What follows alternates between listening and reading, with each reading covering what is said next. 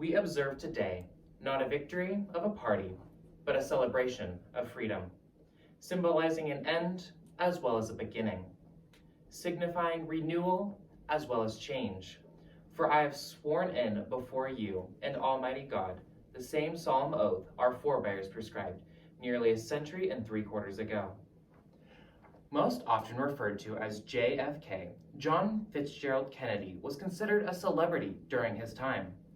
As a president, he fought to ensure equal rights and opportunities for all Americans. He encouraged Americans to give support and to bring people up who had less luck than they did. On January 20th of 1961, President John F. Kennedy was sworn into office. I now present you a condensed version of President JFK's inaugural address. The world is very different now, for man holds in his mortal hands the power to abolish all forms of human poverty and all forms of human life. And yet the same revolutionary beliefs for which forebears have fought are still at issue around the globe. The belief that the right of man has come not from the generosity of the state, but from the hand of God. Let every nation know, whether it wishes us well or ill, that we shall pay any price, bear any burden, meet any hardship, support any friend, oppose any foe, to assure the survival and success of liberty. This much we pledge and more.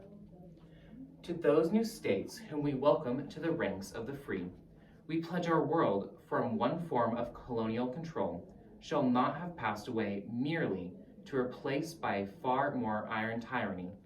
We shall not always expect to find them supporting our view, but we shall always hope to find them strongly supporting their own freedom, and to remember that, in the past, those who foolishly sought power by riding the back of the tiger ended up inside.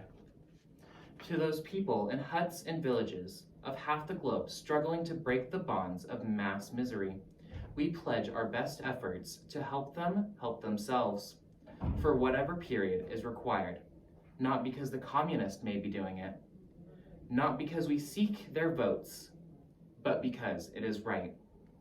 If a free society cannot help the many who are poor, it cannot save the few who are rich. To our sister republics south of our border, we offer a special pledge to convert our good works into good deeds and a new alliance for progress, to assist free men and free governments in castling of the chains of poverty. But this peaceful revolution of hope cannot become the prey of hostile powers. Let all the neighbors know that we shall join with them to oppose aggression or subversion anywhere in the Americas. And let every other power know that this hemisphere intends to remain the master of its own house.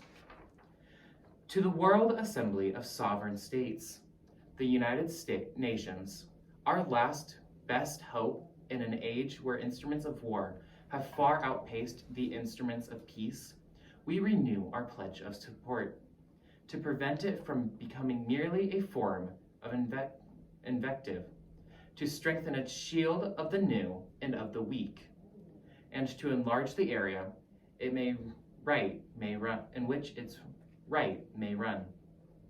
Finally, to those nations who would make themselves our adversary, we offer not a pledge, but a request, that both sides anew a quest for peace, before the dark powers of destruction unleash, by science engulf all humanity in planned or accidental self-destruction. So let us begin anew, remembering both sides of civility is not a sign of weakness, and sincerity is not always subject to proof. Let us never negotiate our fear, but let us never fear to negotiate. Let both sides explore what problems unite us instead of belaboring those problems which divide us. All this will not be finished in the first 100 days, nor will it be finished in the first 1,000 days, nor in the life of this administration, nor even perhaps in our lifetime on this planet. But let us begin.